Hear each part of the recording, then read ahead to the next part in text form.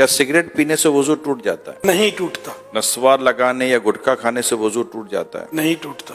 کیا عورت کو ہاتھ لگ جائے یعنی ٹچ ہو جائے تو کیا وضو ٹوٹ جاتا ہے؟ حنفیوں کے نزدیک وضو نہیں ٹوٹتا، کیا گالی دینے یا گانے سننے سے وضو ٹوٹ جاتا ہے؟ نہیں ٹوٹتا۔ کیا بغیر وضو مسجد میں داخل ہو سکتے ہیں؟ جی ہاں، داخل ہو سکتے، کیا کپڑے تبدیل کرنے سے وضو ٹوٹ جاتا ہے؟ نہیں ٹوٹتا۔ کیا ایک ہی وضو سے 5 نمازیں ادا کر سکتے ہیں؟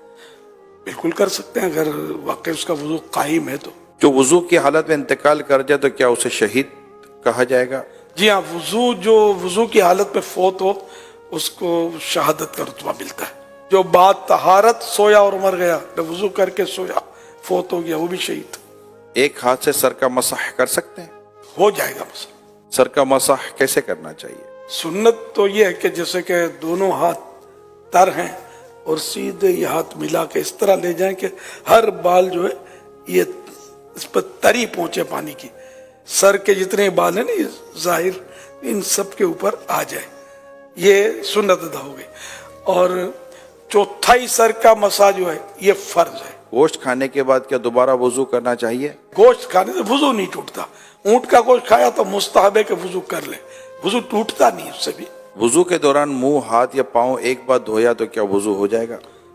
وضو ہو جائے گا، سنت چھوٹی، کیا ناخن کاٹنے سے وضو ٹوٹ جاتا ہے؟ نہیں ٹوٹتا۔ شیشے کے سامنے کھڑے ہو گئے تو وضو ٹوٹ جائے گا؟ آئینہ دیکھنے سے وضو نہیں ٹوٹتا۔ وضو کے بعد دعا پڑھنے کی کوئی فضیلت ہے؟ حدیث پاک میں جس نے اچھی طرح وضو کیا اور کلمہ شہادت پڑھا اس کے لیے جنت کے 8 دروازے کھول دیے جاتے ہیں، جس سے چاہے اندر داخل ہو۔ کلمہ شہادت اشہد ان لا الہ الا اللہ واشہد ان محمد عبدہ ورسولہ صلی اللہ علیہ وسلم، لیکن ساتھ میں یہ کہ اچھی طرح وضو کیا۔ یہ دشواری، اس میں تھوڑی کمزوری ہے ہماری، اچھی طرح وضو ہم کرتے نہیں ہیں۔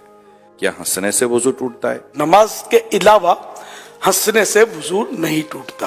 اور نماز میں پھر یہ کہ بالغ جاگتے میں نماز کی حالت میں، کہ بعض اوقات نماز میں نیند بھی آ جاتی ہے، تو بالغ جاگتی حالت میں سجدے والی نماز میں جن میں سجدے ہوتے ہیں، ان میں اگر زور سے ہنسا، قہقہ جس کو بولتے ہیں، قہقہ لگا کر ہنسا تو اس کا وضو ٹوٹے گا، ورنہ اتنا ہنسا کہ خود اپنی آواز سنی، دوسرا نہ سنے، اتنی آواز نہیں نکلی، تو وہ نماز ٹوٹی، وضو نہ ٹوٹا۔